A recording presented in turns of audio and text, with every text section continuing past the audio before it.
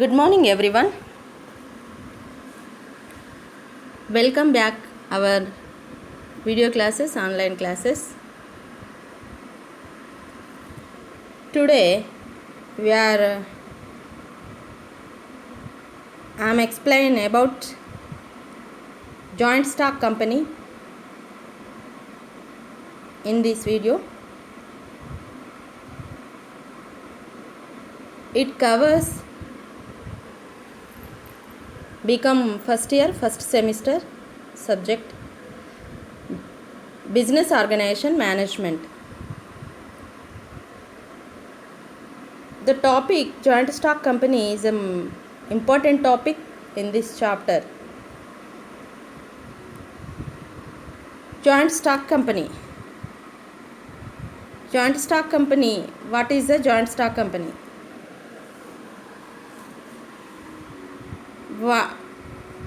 Advantages of joint stock company.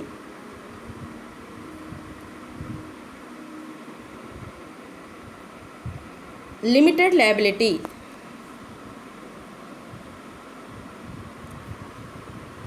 And transfer of interest. Perpetual expenses. Next, scope of expansion. Next, professional management. Sixth one, economies of large scale production. Seventh one, ability to cope with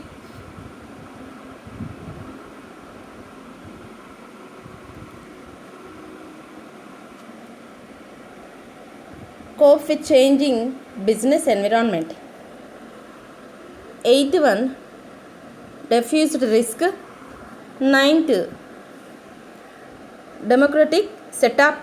10th, social benefits. Now,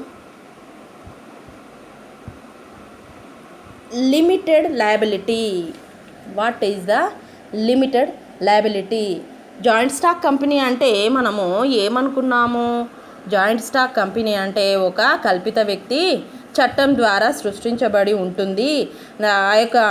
ఈ కల్పిత వ్యక్తి అనేది భౌతికంగా బయటకు మనము తిరిగినట్లుగా కనిపించదు, భౌతిక రూపము లేదు. అయితే ఒక ముద్ర ఉంటుంది కంపెనీకి. ఆ యొక్క కంపెనీ పేరుతో ముద్ర కలిగి ఉంటుంది. ఆ యొక్క ముద్ర పైన బాధ్యుడు, ఒక నమ్మకమైన బాధ్యత కలిగిన యజమాని వ్యక్తి దానిపైన సంతకం చేయాల్సి ఉంటుంది. అప్పుడు ఆ యొక్క కంపెనీ ఈ పనిని చేసింది అని చెప్పేసి ధృవీకరించడానికి అవకాశం కలిగి ఉన్నదే కంపెనీగా మనము చూసాము. కంపెనీల రిజిస్టార్ 1956 ప్రకారంగా కంపెనీల రిజిస్టార్లో నమోదు కాబడిన దానినే కంపెనీగా మనము చూడడం జరుగుతుంది. మరి ఈ కంపెనీ యొక్క ప్రయోజనాలు ఏమిటి? ఇక్కడ చూసినట్లయితే లయబిలిటీ, లిమిటెడ్ లయబిలిటీ లిమిటెడ్గా ఉంటుంది. ఆర్థిక స్తోమత, ఓకేనా, ఆర్థిక సమర్థత. ఇది దేశం యొక్క ఆర్థిక అభివృద్ధి భారీ పరిశ్రమల మీదనే వర్తక వాణిజ్యాల మీద ఆధారపడి ఉంటుంది భారతదేశం యొక్క ఆర్థిక అభివృద్ధి. అయితే భారీ పరిశ్రమలు స్థాపించి నిర్వహించడానికి మాత్రము ఏమవసరం అంటే అధిక మూలధనం కావాలి. అయితే ఈ అధిక మూలధనాన్ని సేకరించడానికి కంపెనీ వ్యవస్థ సమర్థవంతమైనది అని చెప్పుకోవచ్చును. ఎందు నిమిత్తం అంటే ఈ యొక్క వాటాలను విభజించి వాటాలను జారీ చేయడం జరుగుతుంది. అప్పుడు ఈ వాటాలను ప్రతి చిన్న పెద్ద అనే ధనిక మధ్యతరగతి బీద వారనే వ్యత్యాసం లేకుండా దేశవ్యాప్తంగా ఉన్న వర్గాల వారందరూ కూడా అందులో పెట్టుబడి పెట్టడానికి అంటే తన వాటాలు కొనుగోలు చేసుకోవడానికి అవకాశం కలిగి ఉండేదే ఈ యొక్క కంపెనీ. ఇది ఒక మొట్టమొదటి ప్రయోజనం. ప్రతి ఒక్కరూ ఆ కంపెనీలో వాటాదారుడిగా చేరడానికి అవకాశము కలిగి ఉంటుంది. ఏ వాటాదారుడు ఇష్టమున్న వాటాను కొనుగోలు చేసుకోవడానికి అవకాశం ఉన్నది. ఏ ఏ వాటాలు? ఆధిక్య వాటాలు, ఈక్విటీ వాటాలు. ఓకే, అయితే ఈ యొక్క వాటాదారుల యొక్క సంఖ్య పరిమితి లేదు. తర్వాత వాటా ఎంతైతే వాటా పరిమితి ఎంతుందో, ఎన్ని వాటాలు ఒకరు ఎన్నైనా వాటాలు కొనుక్కుంటారు వాళ్ళ ఆర్థిక స్తోమతను బట్టి. అయితే వాళ్ళు కొనుగోలు చేసుకున్న వాటాలకు పరిమితి మేరకు మాత్రమే రుణ బాధ్యత వహించడానికి అవకాశం ఉంది. రుణ బాధ్యత అంటే మనము లాస్ట్ క్లాస్లో చూసుకున్నాం. రుణ బాధ్యత అపరిమితమైన రుణ బాధ్యత ఉంటుంది 2 కంపెనీలకు. ఏ ఏ వ్యాపార విధానాలకు ఉన్నాయి అవి? చెప్పండి. ఒకటి సొంత వ్యాపారం, రెండవది భాగస్వామ్యం. ఓకేనా?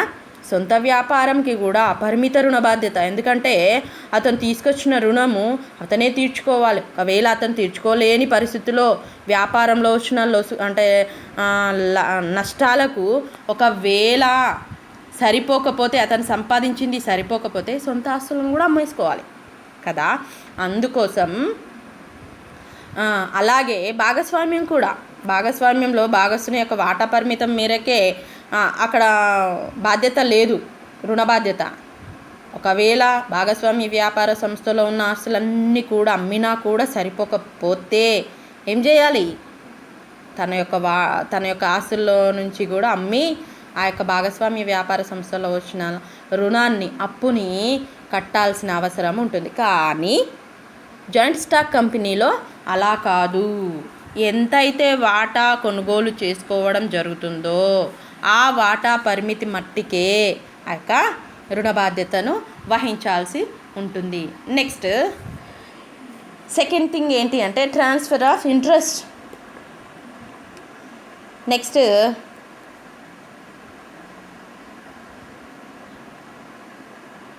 Scope of expansion. A company can arrange large financial resource as compared to sole proprietorship and partnership forms of organization.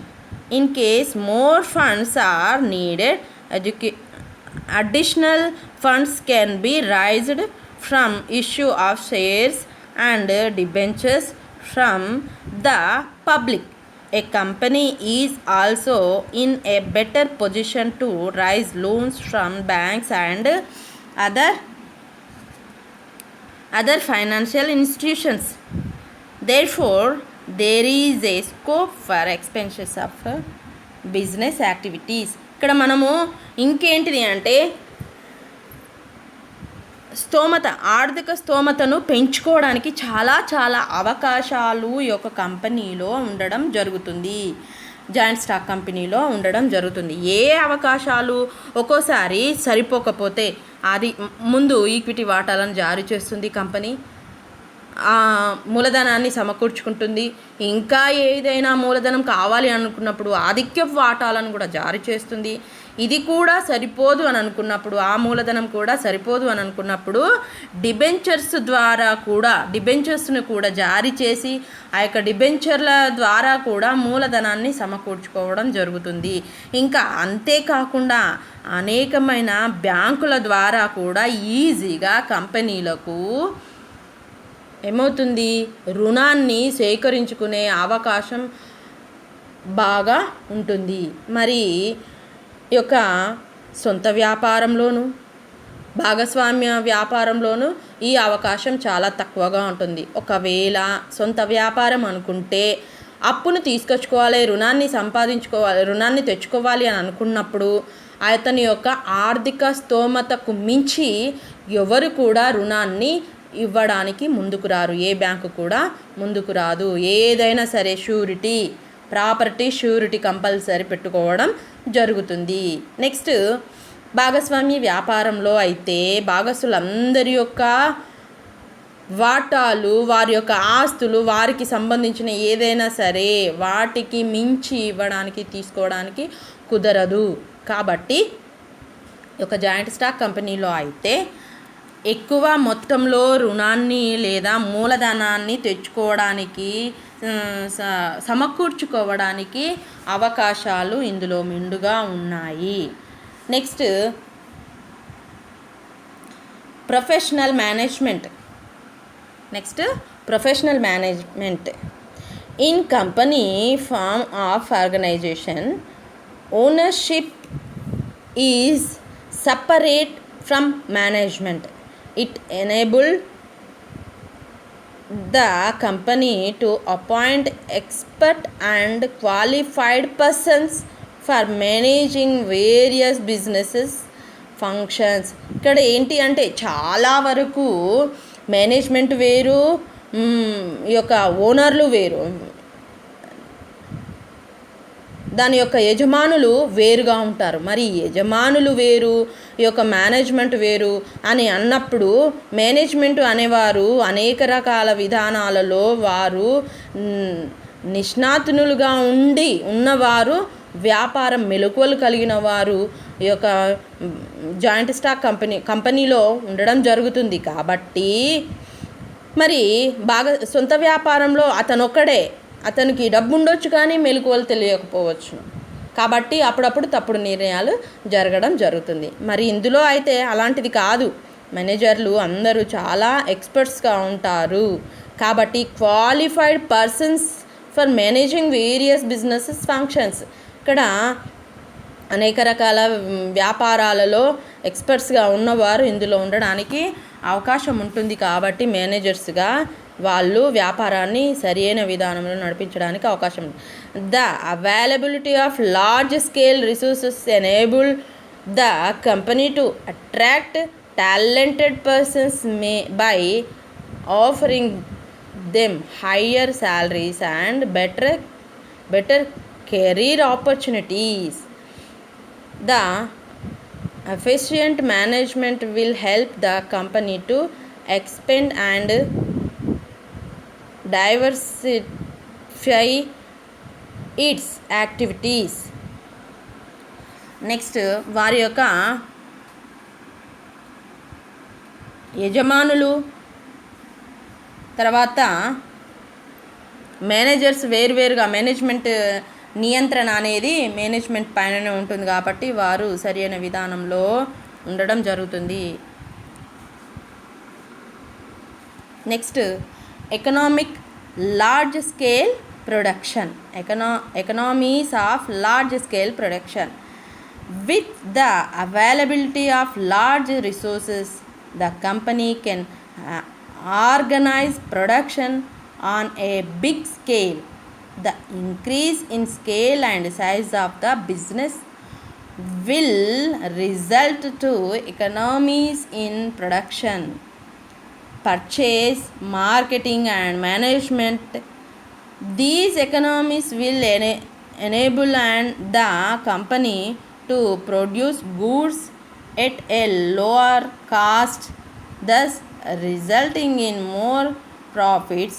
The company will help consumers by providing them with cheaper goods and will also able to accumulate more resources for further expansion.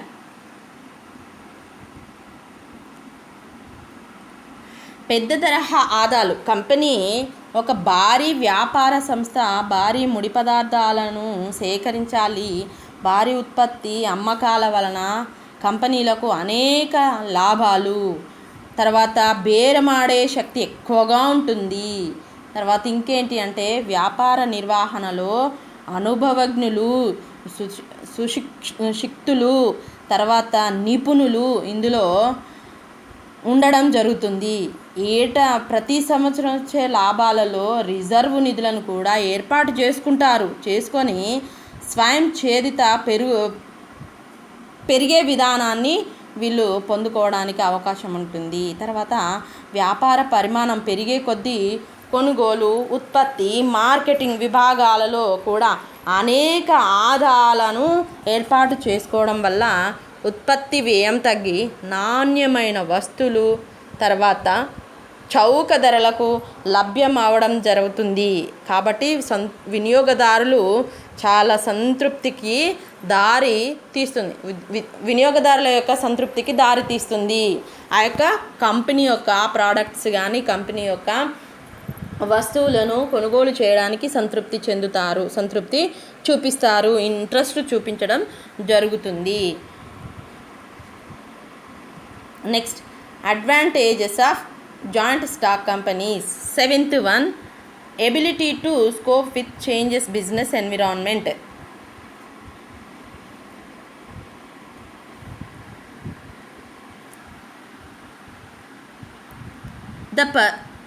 The present business enterprise operate under uncertain economic and technological environment. Technological changes are taking place every day.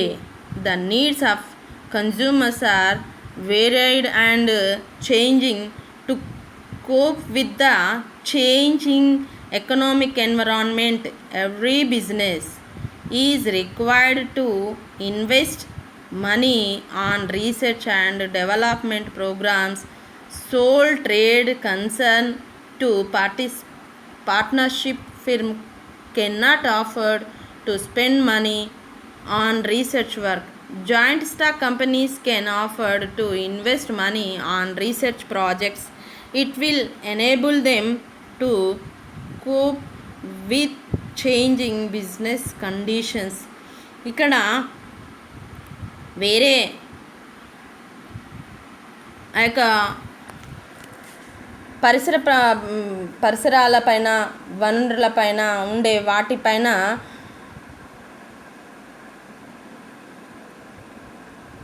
అధ్యయనం చేయడానికి కూడా అవకాశం కల్పిస్తుంది ఒక company. అయితే మిగతా కంపెనీలు అలా అధ్యయనాలు చేయడానికి కానీ రీసెర్చ్ చేయడానికి కానీ వారికి ఉండే ఆర్థిక స్తోమతను బట్టి వారు చేయలేని పరిస్థితిలో ఉంటుంది. కాబట్టి ఈ యొక్క కంపెనీ అయితే అధ్యయనం చేయడానికి అంటే వాటిపైన రీసెర్చ్ చేయడానికి అవకాశం ఉంటుంది.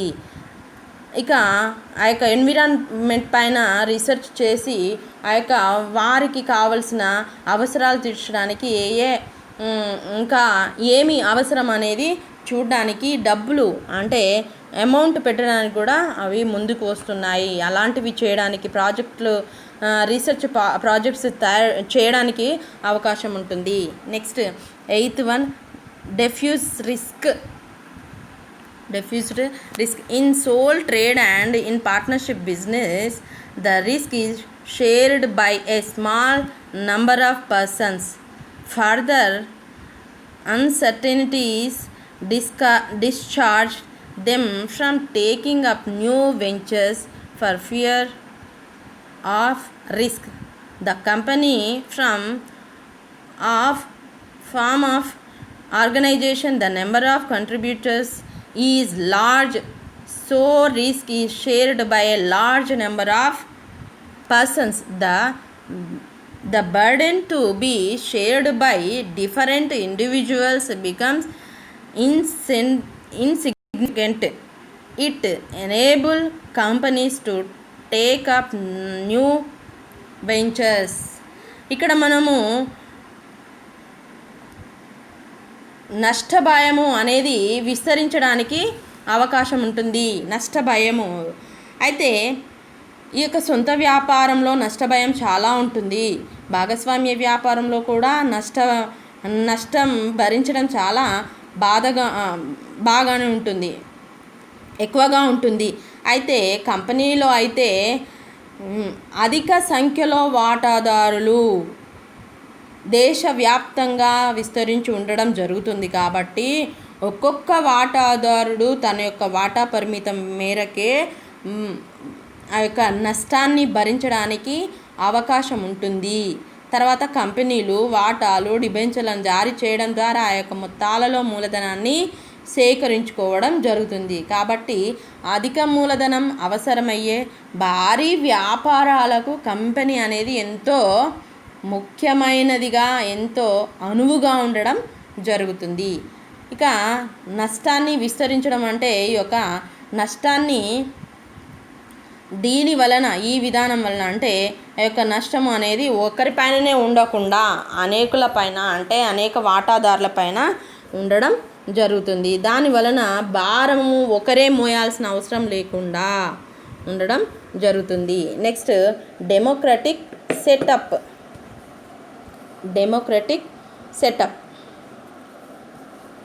The value of shares in generally small. It enable persons with low income to purchase the shares of companies. Shareholders come from all walks of life. Every individual has a opportunity to become a shareholder. Secondly, the board of directors is elected by the members. So members have a say in deciding the policies of the company.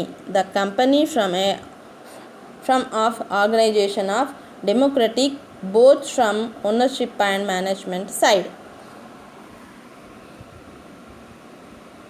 ప్రజాస్వామిక పద్ధతిలో కంపెనీలో ఉండే వాటాదారులు అంటే equity వాటాదారులు board of డైరెక్టర్లను ఎన్నుకోవడానికి అవకాశం కలిగి ఉండడం జరుగుతుంది. బోర్డ్ ఆఫ్ డైరెక్టర్లను ఏ విధంగా ఎన్నుకుంటారు? మనం ఏ విధంగానైతే ప్రజాప్రతినిధులను ఓటు వేసి ఎన్నుకోవడం జరుగుతుందో బోర్డ్ ఆఫ్ డైరెక్టర్లు కూడా ఆ విధంగానే కంపెనీలో ఉన్న ఈక్విటీ వాటాదారులందరూ కలిసి ఓటు వేసి తమకు నచ్చిన డైరెక్టర్ను ఎన్నుకోవడం జరుగుతుంది. అవసరమైతే ఆ డైరెక్టర్ను గద్దె దింపడం కూడా ఆ యొక్క ఈక్విటీ వాటాదారుల చేతుల్లోనే, యజమానుల చేతుల్లోనే ఉండడం జరుగుతుంది. కాబట్టి ఈ యొక్క ప్రతి పౌరుడు ఎవరైతే ఉంటారో కంపెనీలో ఈక్విటీ వాటాదారుడు ఎవరైతే ఉంటారో ఒక వాటాదారునికి ఒక ఓటు చెప్పున ఆ యొక్క వారు డైరెక్టర్లను ఎన్నుకోవడం జరుగుతుంది. ఆ విధంగా కంపెనీల బోర్డ్ ఆఫ్ డైరెక్టర్లో అతనికి సీటు ఉండడం జరుగుతుంది. Next social benefits. Last one social benefits. The company from of organization mobiles scattered savings of the community. These savings can be better used for productive purposes. The companies also enable financial institutions to invest their money by providing them avenues. It also enables the utilization of natural resources for better productive uses. Large scale production enjoys a number of economies enabling low cost of production. The society is supplied with enough quantity of goods.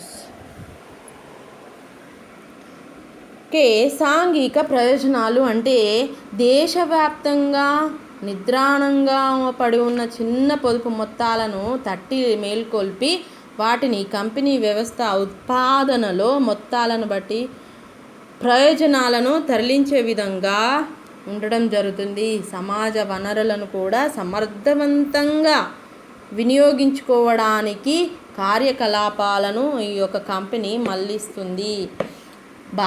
ఎక్కువ స్థాయిలో ఉత్పత్తి చేపట్టాలి అని అనుకుంటే ఉత్పత్తి వ్యయం తగ్గి తక్కువ ధరలకు నాణ్యమైన వస్తువులు ఈ యొక్క దీని వలన అందడానికి అవకాశం ఉంటుంది. ఇంకా మనము చూసుకున్నట్లయితే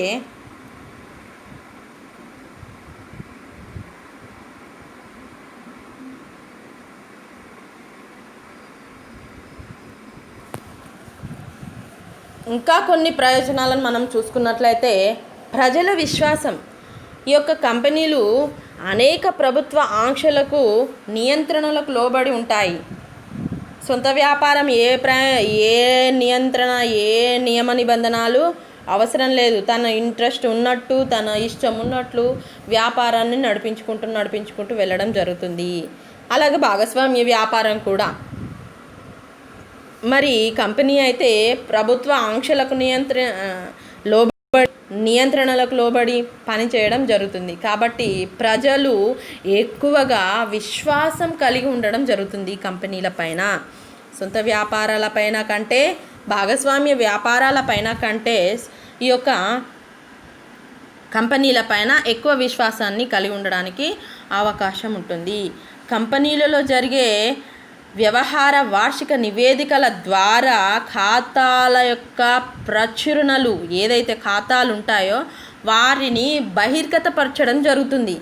బయటికి ప్రజలకు తెలియజేయడానికి అవకాశం ఉంటుంది ఈ యొక్క కంపెనీలలో.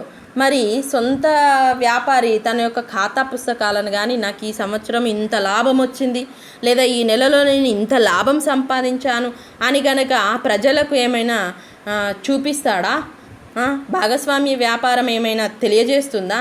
ప్రజలకు తెలిసే విధంగా ప్రకటన చేస్తుందా? ప్రచురిస్తుందా? అలాంటిది ఏది లేదు. కానీ కంపెనీ అయితే కంపెనీ యొక్క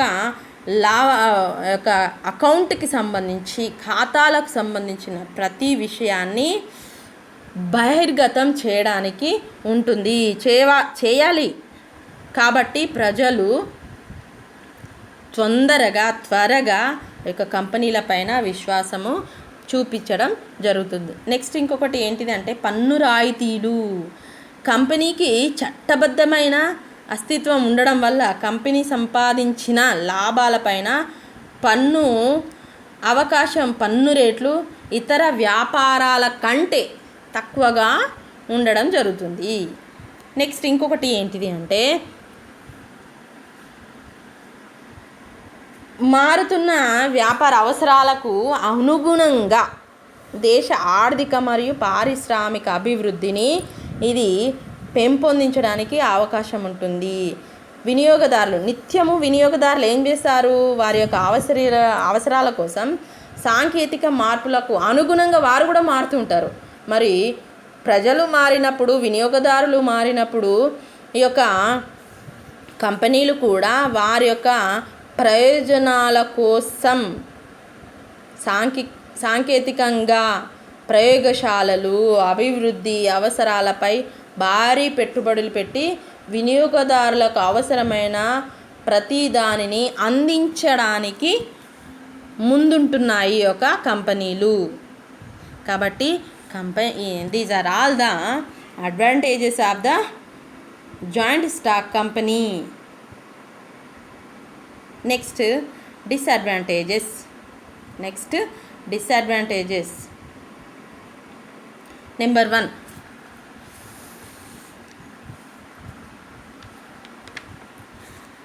difficulty in formation. This is the main difficult information. Disadvantages in different businesses. Formation of a company is not an easy task. A number of stages are involved in company promotion. The suitability of a particular type of business is to be decided first, and a number of persons should be ready to associate the getting a company incorporated.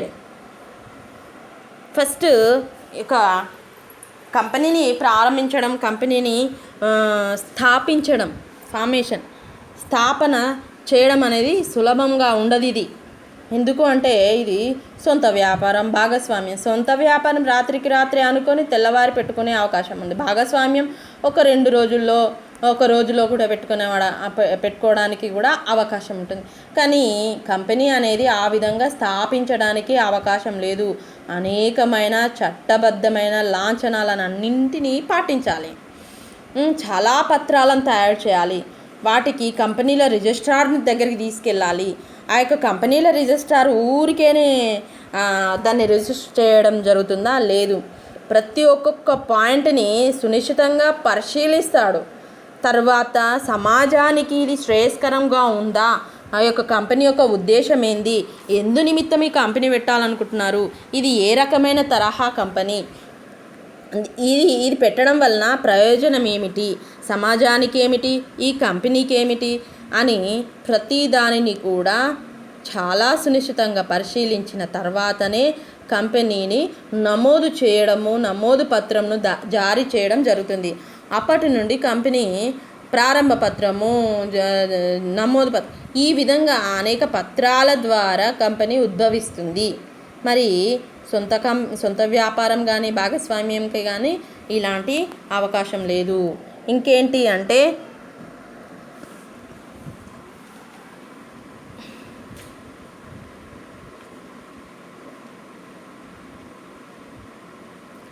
Next second one, lack of secrecy. The management of companies remains in the hands of many persons. Everything is discussed in the meeting of board of directors. The trade secret cannot be maintained.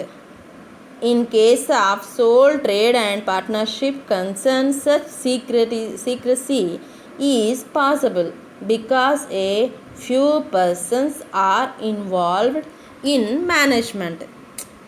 ఇక్కడ భాగస్వామ్యం సంస్థలో మరియు సొంత వ్యాపార సంస్థలో secret అంటే company యొక్క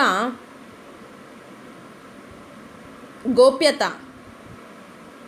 కంపెనీకి సంబంధించిన రహస్యాలు అనేవి గోప్యంగా ఉంచడం వీలవుతుంది.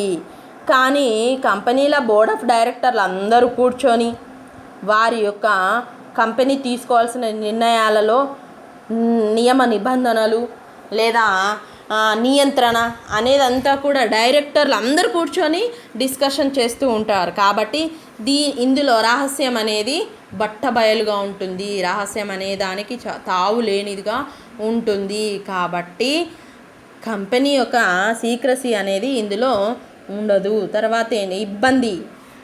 Next, impersonal work environment. There is a separation of ownership and management. It leads to a situation where there is lack of personal involvement on the part of company officers. The size of the company is large.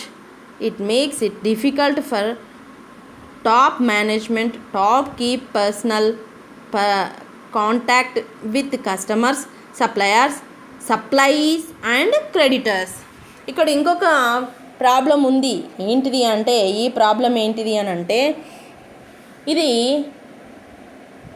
పర్సనల్గా ప్రతి ఒక్క customer దగ్గర లేదా suppliers దగ్గర లేదా వారి యొక్క విధానాలపైన యజమాని అనేవాడికి లేదా యొక్క డైరెక్టర్ల వారికి ఎలాంటి సంబంధాలు ఉండవు. వారి యొక్క విధానం ఏమనుకుంటున్నారు అనేది తెలుసుకోవడానికి కష్టతరంగా ఉంటుంది. అదే సొంత వ్యాపారంలో అయితే అతను ప్రతి ఒక్క కస్టమర్ యొక్క నీడ్స్ని వాంటెడ్గా తీసుకుంటాడు, వారికి కావాల్సినవి తీసుకురావడానికి అవకాశం ఉంటుంది. మరి భాగస్వామ్యంలో కూడా ప్రతి ఒక్కొక్కరితోటి సంబంధాలు కలిగి ఉంటాడు.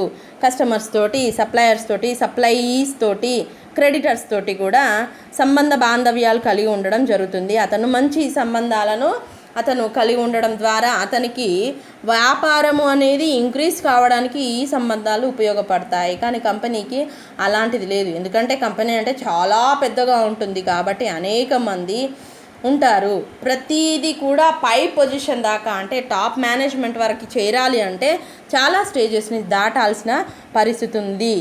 మధ్యలో ఈ కస్టమర్స్కి అక్కడ ఉండే మేనేజ్మెంట్కి చాలా మధ్యలో చాలా పర్సన్స్ ఉంటారు. కాబట్టి కస్టమర్ యొక్క పూర్తి వివరాలను ఆ మేనేజ్మెంట్ చేరుకోలేని పరిస్థితిలో ఉండడం జరుగుతుంది. Next, numerous regulations. A large number of rules and regulations are framed for the working of the companies. The companies will have to follow rules even the there because large public money is involved, the formalities are many and the for their non-compliance in are heavy. These often distract companies from their main objectives for which they have been formed.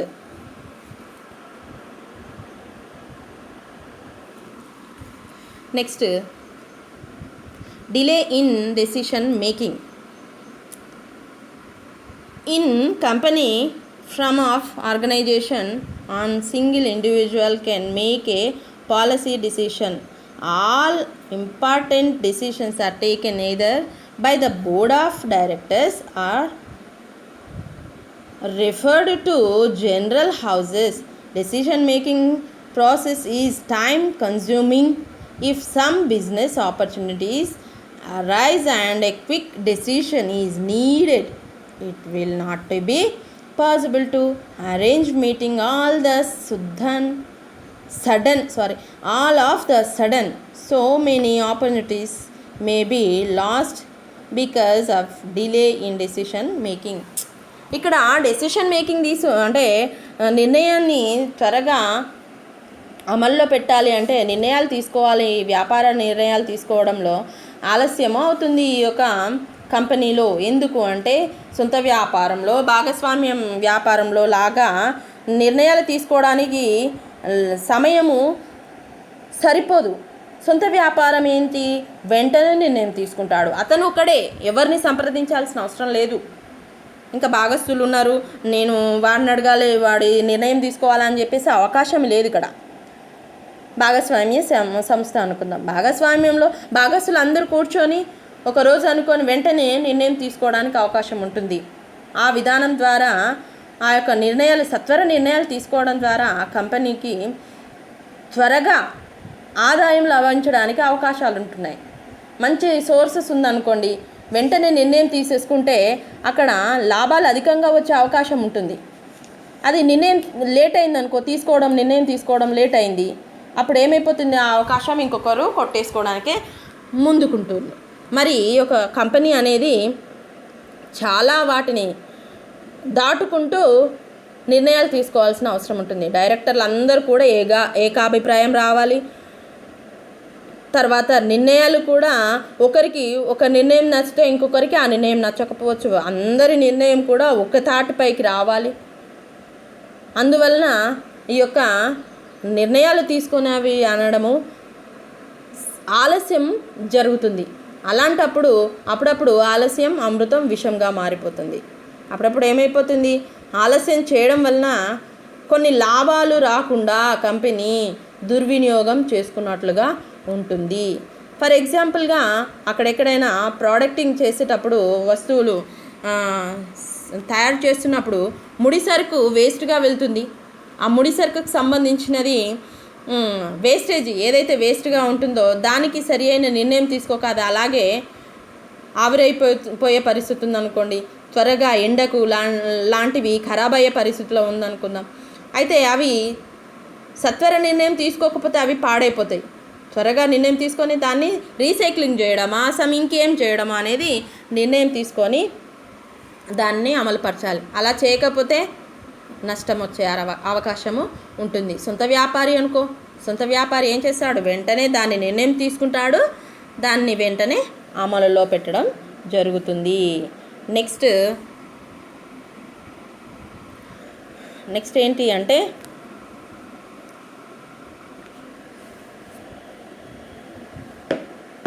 Speculation in shares. Speculation in shares ఇంకా చాలా ఉన్నాయి. Lot of disadvantages in this chapter.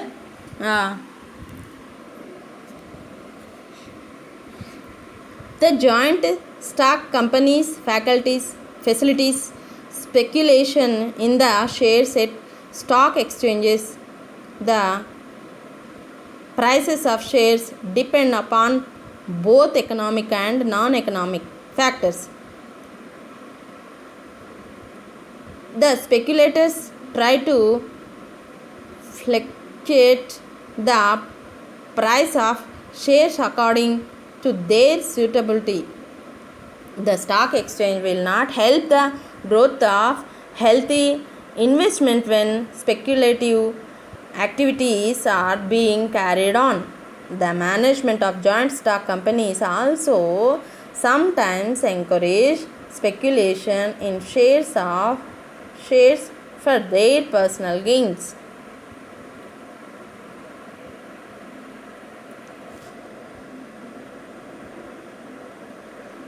Next, concentration of economic power. The company form of organization has helped concentration of economic power in a few hands. Some persons become directors in a number of companies and try to formulate policies with promote their own interests. The shares of number of companies are purchased to create subsidiary companies. Interlocking of directionship and establishment of subsidiary companies have facilitated concentration of economic power in the hands of few business houses.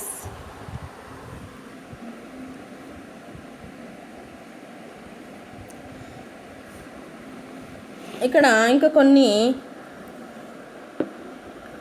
నష్టాలను చూసుకుందాం. కంపెనీలో ఆంక్షలు, నిబంధనలు. Company మీద పెద్ద పెద్ద ఆంక్షలు, నిబంధనలు ఉండడం జరుగుతుంది. అయితే ఈ యొక్క ప్రారంభ దశ నుండే ప్రతి విషయంలో కంపెనీ అనేక లాంఛనాలను పాటించవలసి ఉంటుంది. అయితే వాటిని ఏమాత్రం కూడా ఉల్లంఘించడానికి అవకాశం లేదు. అసలు ఈ యొక్క కంపెనీకి నియమావళి అనేది చాలా చాలా రాజ్యాంగం లాంటిది. మనకు భారత రాజ్యాంగం ఏ విధంగానో కంపెనీ యొక్క నియమావళి ఆ విధంగా ఉంటుంది అన్నమాట. అయితే నియమావళిలో ఉన్న నిబంధనలను ఏమాత్రం కూడా కంపెనీ దాటడానికి అవకాశం లేదు. దానిని ఉల్లంఘించి ప్రవర్తించడానికి అవకాశము లేదు. ఎందుకు అనంటే కంపెనీ యొక్క నియమావళిలో ఉన్న వాటినే అది అవలంబించాల్సి ఉంటుంది. నెక్స్ట్,